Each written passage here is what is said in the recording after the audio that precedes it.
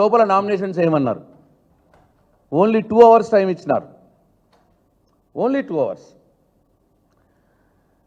తర్వాత వీళ్ళు ఏమన్నారు? If number of members nominated is equal to the number of members to be elected, the members nominated or declared elected after the expiry of time for withdrawal of candidature. If the number of members nominated after withdrawal is more than number of members to be elected, election is held on the stipulated date as is mentioned in the program and the results are announced after counting. అంటే నామినేషన్ల తర్వాత విత్డ్రాల్కు date announce చేయాలి. Withdrawal తర్వాత అసలు ఎందరు ఫీల్డ్లో ఉన్నారో notice board మీద లిస్ట్ పెట్టాలి. ఒకవేళ నోటీస్ బోర్డు మీద లిస్టులో ఈ 13 మంది కంటే ఎక్కువ మంది నామినేషన్స్ ఫైల్ చేస్తే ఎలక్షన్ చేయాలి. 13 మందే నామినేషన్ ఫైల్ చేస్తే ఏకగ్రీవంగా అనౌన్స్ చేయాలి. అది కూడా అనౌన్స్ చేయాలి మళ్ళీ. ఇగో ఇంత ప్రాసెస్ని ఏమీ చేయకుండా ఒక 2 గంటలు టైం ఇచ్చి నామినేషన్లు తీసుకోమని చెప్పి నామినేషన్లు తీసుకున్న ఒక నెల రోజులకి ఇవాళ సడన్గా బులెటిన్ విడుదలైంది అకస్మాత్తుగా. అంటే ఎక్కడ కూడా వీళ్ళు ప్రాసెస్ని కూడా ఫాలో కాలేదు. వాళ్ళ తప్పుల్ని కప్పుపుచ్చుకోవటానికి, వాళ్ళ లోపాలు ప్రజలకు తెలియనియకుండా చేయటానికి ఇగో ఇంత ఘోరమైన ప్రజాస్వామ్యాన్ని కూని చేసే విధంగా ఇవాళ వాళ్ళు వ్యవహారం చేసినారు. సరే, తర్వాత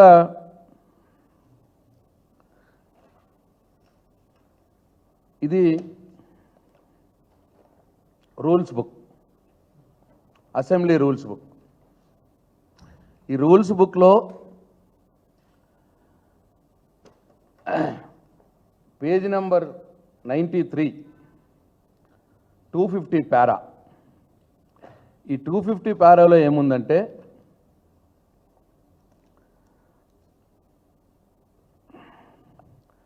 the committee on public accounts shall consist of, అది ఇంతకుముందు చెప్పినాను,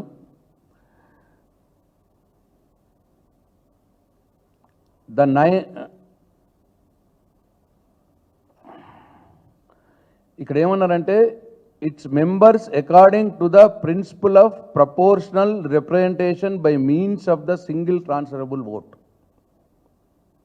అంటే దీంట్లో ఈ రూల్ 250లో ఫస్ట్ చెప్పింది ఏంది? The committee on public accounts shall consist of 13 members of whom 9 members elected from amongst assembly and 4 members from council.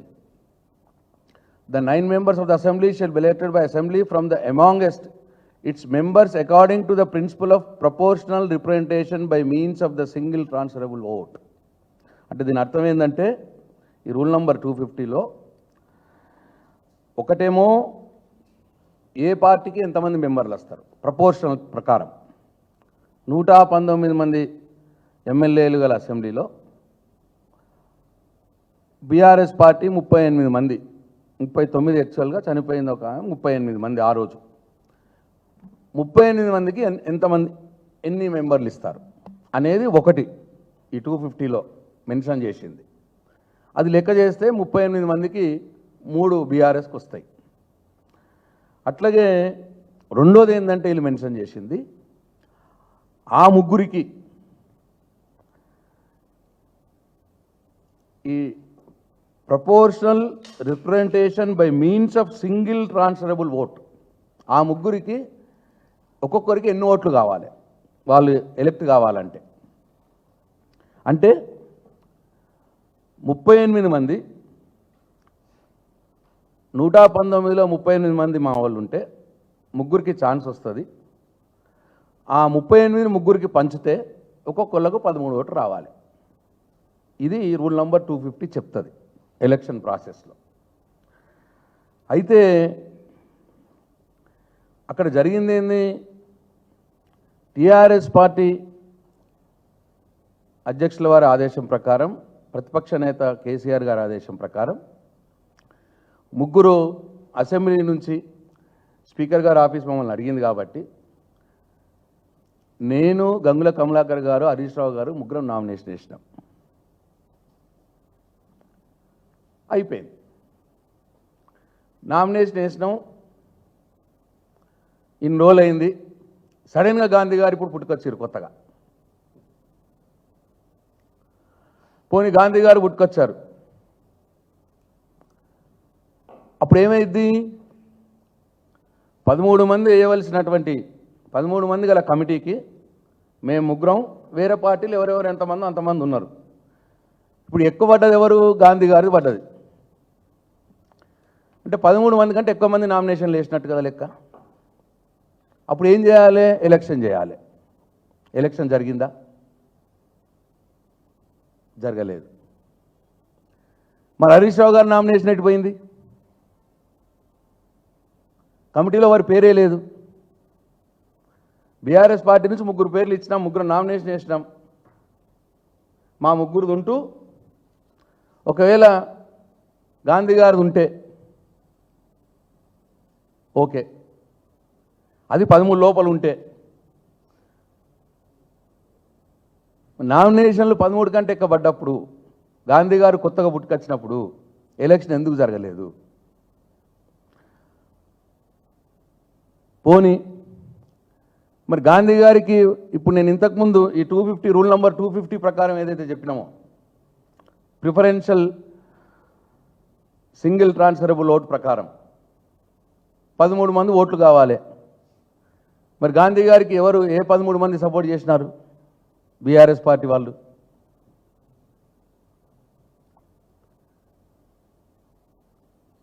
ఎవరు బలపలిచినారు? ఎట్లా వచ్చినాడు? ఇవన్నీ కూడా అంటే ఇన్ని నియమాల్ని, ఇన్ని సాంప్రదాయాల్ని తుంగలో దొక్కి వారి తప్పుల్ని కప్పిపుచ్చుకోవటానికి, వారు ఏదైతే చేసే తప్పుల్ని ప్రజలకు పోనీయటానికి తెలియద్దనే ఉద్దేశంతో ఇవాళ ఈ పిఏసీ చైర్మన్ ప్రక్రియ వాళ్ళు చేసినారు. అయితే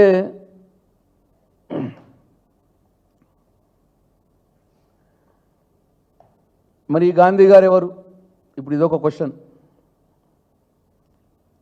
ఇప్పుడు ఏదో ప్రెస్ మీట్ పెట్టి అన్నారట, నేను కాంగ్రెస్ పార్టీ మనిషినే అని. ఫస్ట్ పిఏసీలో మిమ్మల్ని చైర్మన్ పెట్టే సందర్భంలో హరీష్ రావు గారు వేసిన నామినేషన్ ఎటుపోయింది? ఆయన పేరు ఎందుకు లేదు కమిటీలో? ఒకవేళ మీరు తీసేస్తే దేని ప్రకారం తీసేసినారు? ఎందుకు తిరస్కరణ చేసినారు? ఇవన్నిటికీ స్పీకర్ గారు సమాధానం చెప్పాల్సిన అవసరం ఉన్నది.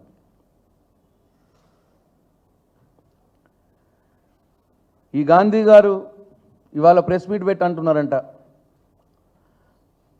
నేను బీఆర్ఎస్ పార్టీని, నేను కాంగ్రెస్ పార్టీ ఎప్పుడైనా నేను అని. మరి ప్రపంచమంతా, సమాజం అంతా చూసింది. ఇక వారు ముఖ్యమంత్రి గారి స్వాస్థాలతో, సౌండ్ లేదు దానికి, ముఖ్యమంత్రి గారి స్వాస్థాలతో వారికి కాంగ్రెస్ కండువా కప్పి కాంగ్రెస్ పార్టీలోకి చేర్చుకున్నది. ఇవి ఆనాటి వీడియో, ఇది మొత్తం ప్రపంచమంతా చూసింది.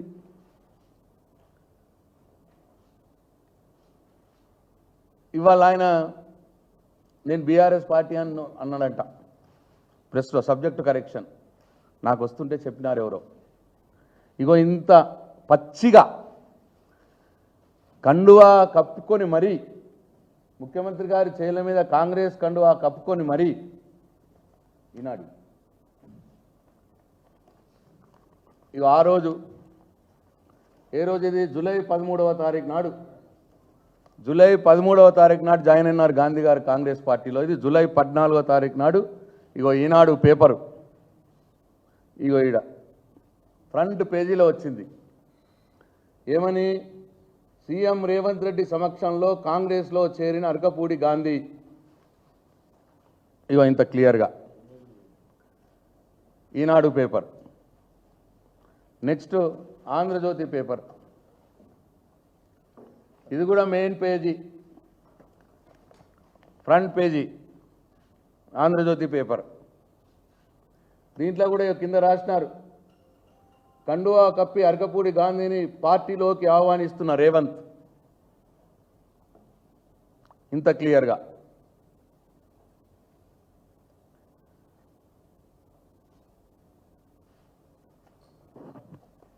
ఇది సాక్షి పేపర్,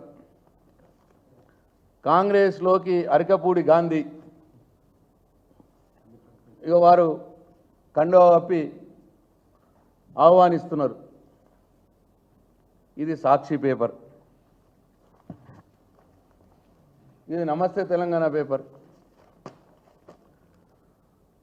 తన నివాసంలో ఎమ్మెల్యే అరకపూడి గాంధీకి కండువా కప్పి కాంగ్రెస్లోకి ఆహ్వానిస్తున్న రేవంత్ రెడ్డి. ఇది నమస్తే తెలంగాణ పేపర్. అవి తీయవా? ఎందుకు తీసుకు తప్ప అండి మరి? ఈనాడు పేపర్ తప్ప? ఆ వార్త తప్ప? సాక్షి పేపర్ వార్త తప్ప? ఆంధ్రజ్యోతి పేపర్ వార్త తప్ప?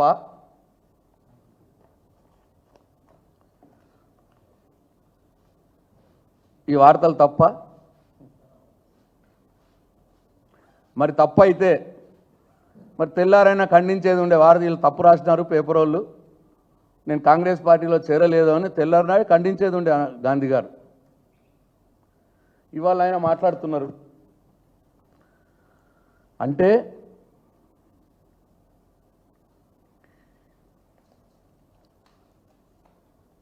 బీఆర్ఎస్ పార్టీ నుంచి కాంగ్రెస్ పార్టీలోకి ఫిరాయించినటువంటి ఒక సభ్యుడికి చైర్మన్ పదవి ఇచ్చి, పిఏసీ చైర్మన్ పదవి ఇచ్చి ఇవాళ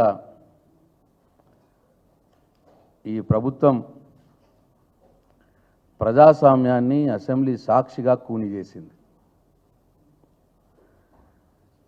ఇది చాలా అన్యాయం. నేను ఇంతకుముందే చెప్పినట్టు భారతదేశంలోని అన్ని రాష్ట్రాల్లో, అంటే ఇప్పుడు ఇట్లా ప్రతిపక్షాలకు కాకుండా ప్రతిపక్ష పార్టీ నేత సూచించిన సభ్యుడికి కాకుండా వేరే వాళ్లకు పిఏసీ చైర్మన్ వేయడం అనేది భారతదేశంలో ఇది మొదటిసారి కావచ్చు బహుశా. అన్ని రాష్ట్రాల్లో, అటు కేంద్రంలో, లోక్సభలో, అన్ని రాష్ట్రాల్లో ప్రతిపక్ష నేతని కన్సల్ట్ చేసి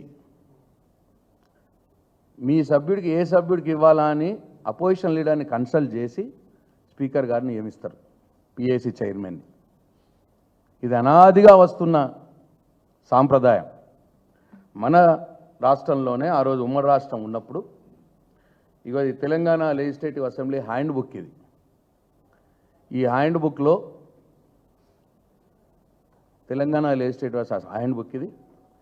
ఈ హ్యాండ్ బుక్లో పేజీ నెంబర్ 65లో చాలా క్లియర్గా ఇదొక for the first time a member of the opposition was appointed A chairman of public accounts committee for 1958-59. This practice is continued since then. 1958-59 సంవత్సరంలో ప్రతిపక్ష పార్టీ సభ్యుడు పిఏసీ చైర్మన్గా అపాయింట్ అయినాడు మొదటిసారి. అప్పటి నుంచి ఇప్పటిదాకా అది అట్లనే సాంప్రదాయం కంటిన్యూ అవుతున్నదని చెప్పి తెలంగాణ లెజిస్లేటివ్ అసెంబ్లీ హ్యాండ్ బుక్లో పేజీ నంబర్ 65లో ఉన్నది రాసి. అంటే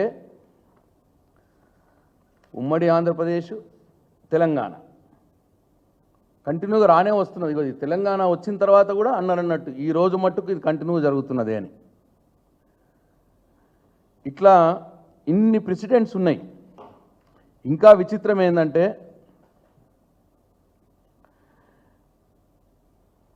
మీకు మన అసెంబ్లీలో, ఉమ్మడి అసెంబ్లీలో చాలామందికి, పాత్రికేయ మిత్రులకు, మీడియా మిత్రులకు తెలుసు, కాంగ్రెస్ పార్టీ అధికారంలో ఉన్నప్పుడు యనమల రామకృష్ణ గారు పిఎస్సి చైర్మన్ అయినారు, నాగం జనార్దన్ రెడ్డి గారు పిఎస్సి చైర్మన్ అయినారు.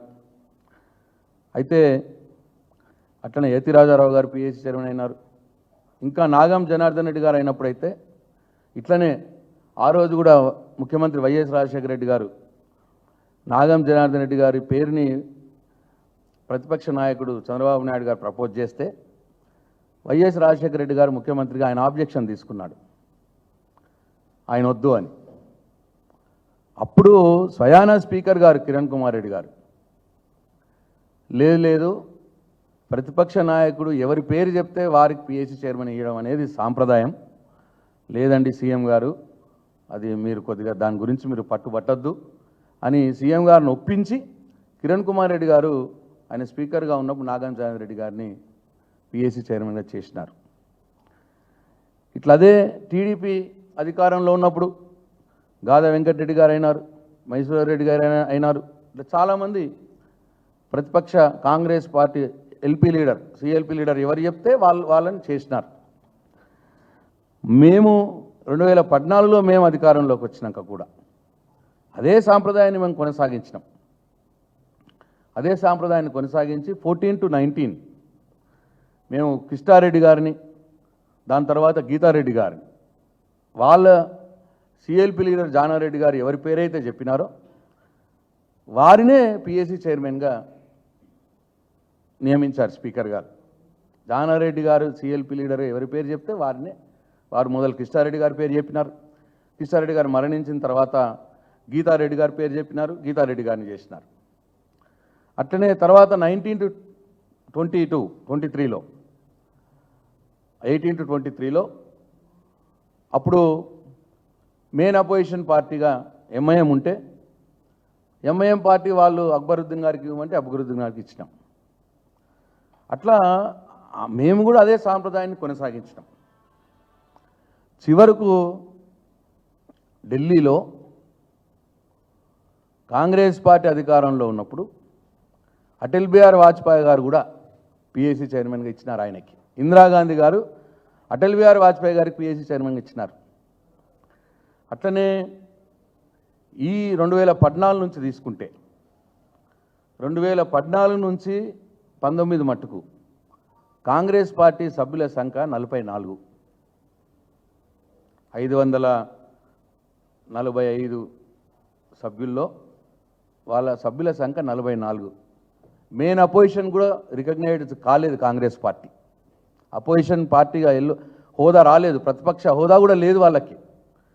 ప్రతిపక్ష హోదా లేకున్నా కాంగ్రెస్ పార్టీ ఎవరిని సూచిస్తే వారిని మొదలు కేవి థామస్ గారిని, తర్వాత ఖర్గే గారిని, థామస్ గారిని ఖర్గే గారిని 2014 to 16 థామస్ గారు, 2016 to 19 ఖర్గే గారు పిఏసి చైర్మన్గా మోడీ గారు స్పీకర్ గారు చేసినారు, లోక్సభ స్పీకర్ గారు.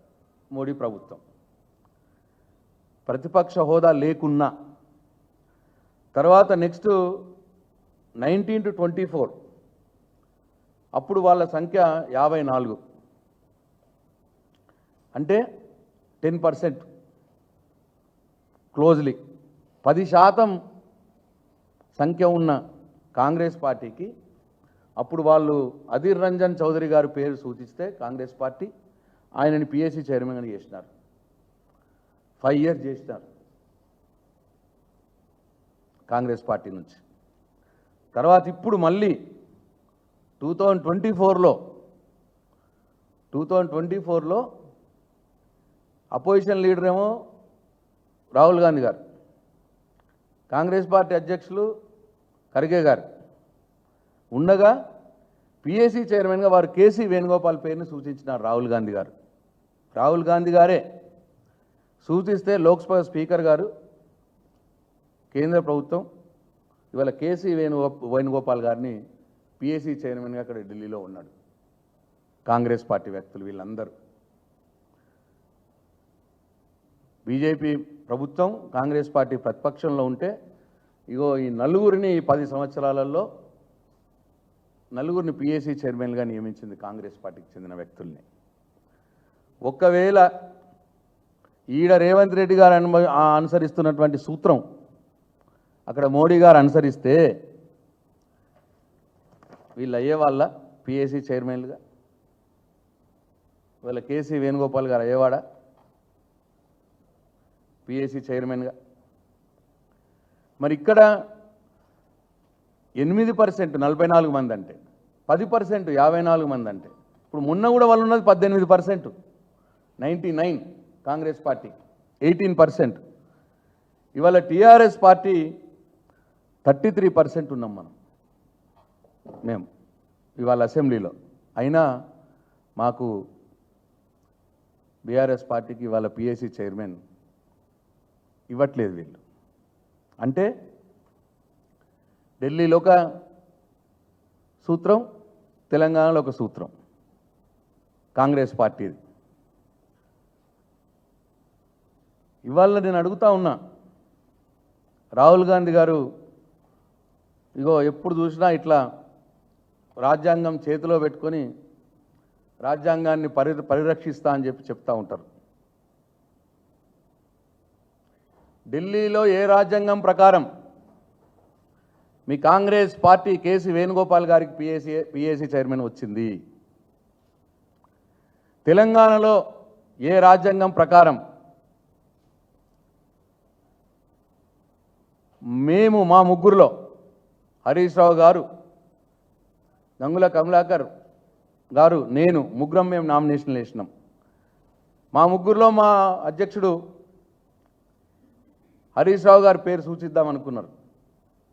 మరి ఇవాళ మాకెందుకు ఇవాళ పిఏసీ చైర్మన్ దక్కలేదు? ఇక్కడ వేరే రాజ్యాంగమా? తెలంగాణలో ఢిల్లీలో వేరే రాజ్యాంగమా? రాజ్యాంగం చేలో పట్టుకొని రాజ్యాంగాన్ని కాపాడుతా అంటున్న రాహుల్ గాంధీ గారు సమాధానం చెప్పాలి. ఎందుకు మీరంతా భయపడతా ఉన్నారు రేవంత్ రెడ్డి గారికి? పొద్దున్న లేస్తూనే మీరు చెప్తారు హిమాచల్ ప్రదేశ్లో, మహారాష్ట్రలో కాంగ్రెస్ పార్టీ వారు పార్టీ మారినారు, వాళ్ళ మీ అనర్హత వేటు వేయండి అని చెప్తారు. అక్కడ ఉన్నటువంటి స్పీకర్ గారు వాళ్ళ పెన్షన్లు కట్ చేస్తారు. అక్కడ సభ్యులు పార్టీ ఫిరాయించిన వాళ్ళ కాంగ్రెస్ పార్టీకి సంబంధించినటువంటి స్పీకర్ గారు కాంగ్రెస్ పార్టీ ఫిరాయించిన కాంగ్రెస్ పార్టీ ఎమ్మెల్యేలది పెన్షన్లు కట్ చేస్తారు, అనర్హత వేటు వేస్తారు సుప్రీంకోర్టు మార్గదర్శకాల ప్రకారం. కానీ ఇక్కడ కూడా మీ స్పీకర్ గారు, ఈ పార్టీకి సంబంధించిన వ్యక్తి స్పీకర్ గారు, అక్కడేమో మీరు పెన్షన్లు తీసేస్తున్నారు, అనర్హత వేటు వేస్తున్నారు. ఇక్కడేమో పిలిచి పిఏసీ చైర్మన్ పదవి ఇస్తున్నారు. ఢిల్లీలో, హిమాచల్ ప్రదేశ్లో, మహారాష్ట్రలో ఒక నీతి కాంగ్రెస్ పార్టీది, తెలంగాణలో ఒక నీతి కాంగ్రెస్ పార్టీది. ఇంకా అన్యాయం ఏంటంటే ఏ రోజైతే తెలంగాణ హైకోర్టు పార్టీ ఫిరాయించిన ఎమ్మెల్యేల మీద 4 వారాల లోపల చర్యలు తీసుకోండి, షెడ్యూల్ ప్రకటించదని ఆదేశం ఇచ్చిందో అదే రోజు పార్టీ ఫిరాయించిన ఎమ్మెల్యేకు పిఏసీ చైర్మన్ ఇచ్చినారు. ఇంతకంటే ఎక్కువ ప్రజాస్వామ్య అపహాస్యం ఇంకోటి ఉంటుందా? మేము అడుగుతున్నాం స్పీకర్ గారిని, అరికెపూడి గాంధీ గారి పార్టీ ఫిరాయించారు కాబట్టి, బీఆర్ఎస్ నుంచి కాంగ్రెస్లోకి ఫిరాయించినారు కాబట్టి వారి సభ్యత్వాన్ని డిస్క్వాలిఫై చేయండి అని చెప్పి మా పిటిషన్ మీ దగ్గర పెండింగ్లో ఉంది. ఈరోజు కూడా బీఆర్ఎస్ పార్టీ ఇచ్చినటువంటి పిటిషన్ ఉంది, డిస్క్వాలిఫికేషన్ పిటిషన్.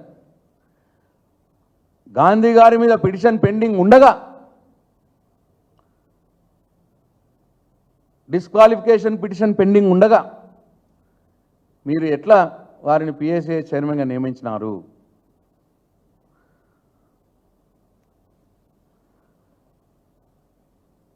అట్లనే ఇవాళ వాళ్ళ తప్పుల్ని కప్పిపుచ్చుకోవటానికి, వాళ్ళు చేసే దొంగ పనులు పిఏసీలో బయటపడద్దు, లేదు పిఎస్సిలో ఓటింగ్ జరుగుతుంది, అక్కడ కూడా మేమే ఆధిక్యంలో ఉండాలి, అసెంబ్లీ ద్వారా ప్రజలకు తెలియనియొద్దు అని ఇన్ని ప్రజాస్వామ్య ఉల్లంఘనలు, రాజ్యాంగ ఉల్లంఘనలు, ప్రజాస్వామ్య కూని నియమాల ఉల్లంఘనలు ఇవాళ పార్లమెంటరీ ప్రజాస్వామ్య స్ఫూర్తికి విరుద్ధంగా ఇవాళ చేస్తూ వచ్చారు. రేవంత్ రెడ్డి గారి పరిస్థితి ఎట్లుందంటే సిగ్గుందా జీడిగింజా అని అడిగితే నేను నల్లగానే ఉన్నా నాకేంటి సిగ్గు అని అన్నదంట జీడిగింజ. అట్లా నేను అన్నీ చేసేది చేస్తా, మొత్తం నేను ఏం చేసినా నడుస్తుంది, నన్ను ఎవడేమన్నా నేను తుడుచుకొని పోతా అన్న పద్ధతిలో ఇవాళ ముఖ్యమంత్రి రేవంత్ రెడ్డి గారి వ్యవహారం అసెంబ్లీ సాక్షిగా కాంగ్రెస్ పార్టీ ప్రజాస్వామ్యాన్ని కూనీ చేసింది. అసెంబ్లీ సాంప్రదాయాల్ని కాంగ్రెస్ పార్టీ తుంగలో తొక్కింది. అట్లనే ప్రజలు ఎన్నుకున్న ప్రతిపక్ష పార్టీల యొక్క హక్కుల్ని కాలరాస్తా ఉంది.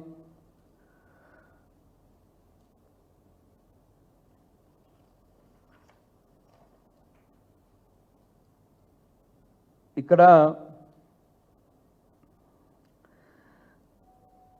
చాలా విచిత్రంగా ఇంతకుముందు నేను చెప్పినట్టు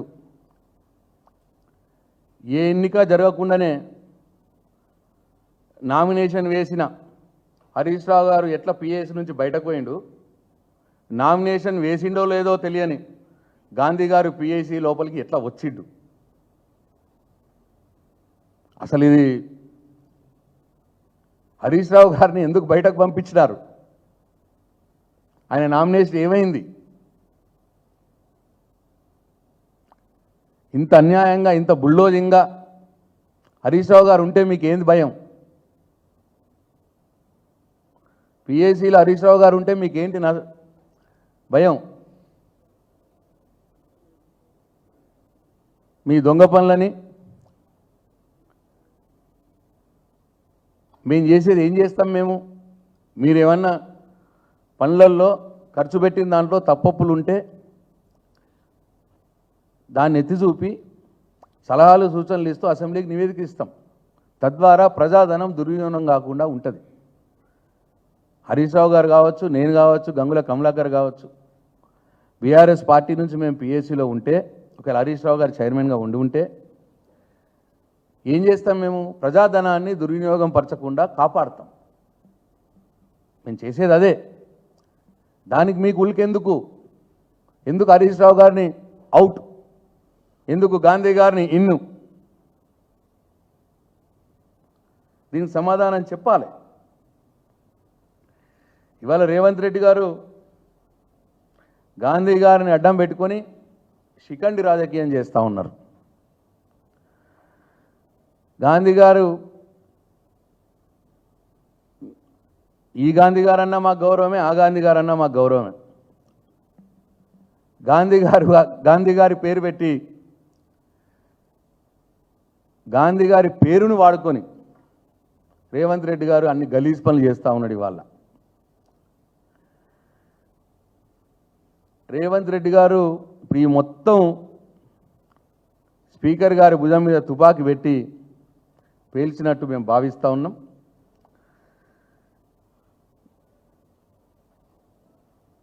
ఇంకా రేవంత్ రెడ్డి గారి ఈ అప్రజాస్వామిక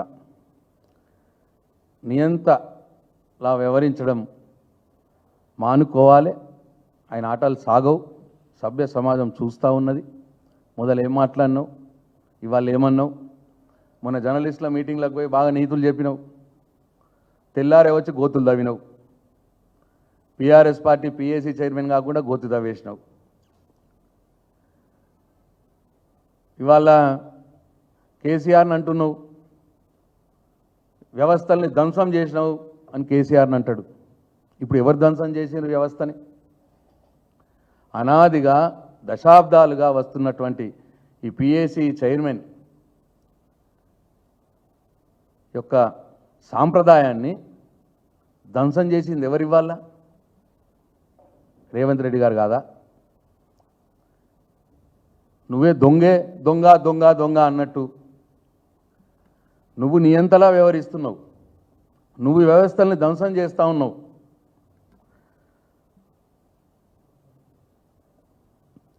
ఇవాళ రాహుల్ గాంధీ గారు కూడా ఇంటర్వ్యూని కావాలి. ఇవాళ రాజ్యాంగాన్ని అపహాస్యం చేస్తూ ఇవాళ రేవంత్ రెడ్డి గారు చేస్తున్నటువంటి పనులని అడ్డుకోవాలి రాహుల్ గాంధీ గారు. రాహుల్ గాంధీ గారు శాసించే స్థాయి కంటే ఎక్కువగా రేవంత్ రెడ్డి గారు వెళ్ళిపోయారా? అలా రాహుల్ గాంధీ గారికి కూడా రేవంత్ రెడ్డి వినే పరిస్థితులు లేడా? రాహుల్ గాంధీ గారి యొక్క రాజ్యాంగం మరి ఏదో చేయిలో పట్టుకొని తిరుగుతారో ఆ పుస్తకం, ఆ రాజ్యాంగం తెలంగాణలో లేదా? తెలంగాణకు అది పనికి రాదా? ఇవాళ ఇవన్నిటికి కూడా రాహుల్ గాంధీ గారు సమాధానం చెప్పాలి. నేను ఈ సందర్భంగా ఇంత ఓపెన్గా ఇవాళ దశాబ్దాలుగా వస్తున్నటువంటి సాంప్రదాయాన్ని కూలదోసి అసెంబ్లీ సాక్షిగా ప్రజాస్వామ్యాన్ని కూని చేసి అసెంబ్లీ నియమాల్ని, సాంప్రదాయాల్ని అన్నిటిని కూడా తుంగలో తొక్కి ఇంత బహిరంగంగా పచ్చిగా ఇవాళ రేవంత్ రెడ్డి గారు వారి ప్రభుత్వం చేస్తున్నటువంటి పనిని నేను అభ్యర్థిస్తూ ఉన్న తెలంగాణ మేధావి లోకాన్ని, బుద్ధిజీవుల్ని దయచేసి గమనించండి. ఇది ఇవాళ కాంగ్రెస్ పార్టీ సీనియర్ నాయకులు ఉన్నారు, జానారెడ్డి గారు ఉన్నారు. మీరన్నా చెప్పండి, ఇది మంచి పద్ధతి కాదు. నేను ఎల్పీ లీడర్ సిఎల్పీగా ఉన్నప్పుడు మన కాంగ్రెస్ పార్టీ వాళ్ళకు కూడా ఇచ్చినాడు కేసీఆర్ పిఏసీ చైర్మన్. ఇవాళ మనం ఇట్లా చేయడం మంచి పద్ధతి కాదు అని చెప్పి రేవంత్ రెడ్డి గారికి చెప్పండి. జానారెడ్డి గారు ఇంటర్వ్యూని కండి మీరు. తప్పకుండా ఇవాళ మేము ఈ పిఏసీ నియామకం మీద పునరాలోచన చేయాలని చెప్పి నేను స్పీకర్ గారిని మేము కోరుతా ఉన్నాం. ఎందుకంటే మా పార్టీ నుంచి ఫిరాయించిన వ్యక్తిని మీరు చైర్మన్గా చేసి వారితో కలిసి పనిచేయడం అనేది మాకు కష్టమైన పని అని చెప్పి మీరు గ్రహించాలి.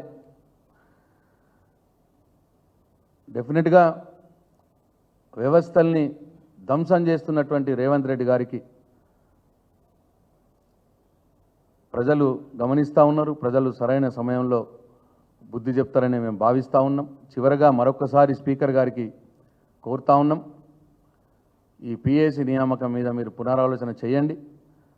తెలంగాణ రాష్ట్రంలో ఉన్నటువంటి మేధావుల్ని, బుద్ధిజీవుల్ని, కాంగ్రెస్ పార్టీ సీనియర్ నాయకులు జానారెడ్డి వంటి వారిని కూడా మేము అడుగుతూ ఉన్నాం, మీరు ఇంటర్వ్యూని కండి. ఇటువంటి సాంప్రదాయపూరితమైనటువంటి వ్యవస్థల్ని ధ్వంసం చేయడం మంచిది కాదు అని చెప్పి ముఖ్యమంత్రి రేవంత్ రెడ్డి గారికి చెప్పాల్సిందిగా మేము వారిని కోరుతా ఉన్నాం. డెఫినెట్గా రేవంత్ రెడ్డి గారు చేస్తున్నటువంటి విధ్వంసాన్ని అడ్డుకునేందుకు ఏ మార్గాలు ఉన్నాయో అన్ని మార్గాల్ని బీఆర్ఎస్ పార్టీ అన్వేషిస్తున్నది. తప్పకుండా ఈ నియంత పూరితమైనటువంటి వైఖరిని అడ్డుకునేందుకు బీఆర్ఎస్ పార్టీ సిద్ధంగా ఉన్నది, సమాయత్తం అవుతున్నది అని చెప్పి నేను తెలియజేస్తూ సెలవు తీసుకుంటున్నా. జై తెలంగాణ, జై కేసీఆర్. తప్పకుండా మేము అన్ని మార్గాలను అన్వేషిస్తూ ఉన్నాం. ఎట్లా మొదలు మేధావులు, బుద్ధిజీవులు వాళ్ళకు కూడా విషయం తెలియాలి, వాళ్ళకు కూడా అవగాహన కల్పించాలి. దీని యొక్క దీని రిపర్కేషన్స్ ఏముంటాయి, అట్లనే గవర్నర్ని కలవడమా, కోర్టులకు పోవడమా, అన్ని మార్గాలు అన్వేషిస్తూ ఉన్నాం. అంతకన్నా మొదలే స్పీకర్ గారికి మా రిక్వెస్ట్ ఏంటంటే మీరే పునరాలోచన చేయండి అని చెప్పి మేము కోరుతా ఉన్నాం. సాంప్రదాయాన్ని పునరుద్ధరించండి. ఈ రాష్ట్రంలో, దేశంలో దశాబ్దాలుగా ఉన్నటువంటి సాంప్రదాయాన్ని ధ్వంసం చేయొద్దాం, దీన్ని పునరుద్ధరించాలని చెప్పి మేము స్పీకర్ గారిని కోరుతా ఉన్నాం.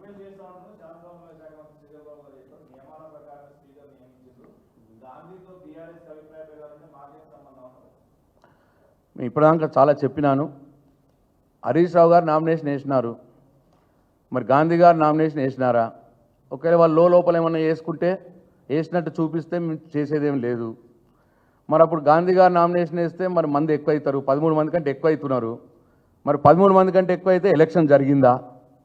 ఒకవేళ ఎలక్షన్ జరిగితే మరి గాంధీ గారికి 13 మంది ఓటేసినారు? ఒక్కొక్క సభ్యుడికి మా బీఆర్ఎస్ పార్టీ సభ్యుడికి 13 మంది ఓట్లు కావాలి, మరి ఓట్లు వేసినారా? ఇవన్నీ కూడా ప్రశ్నలు.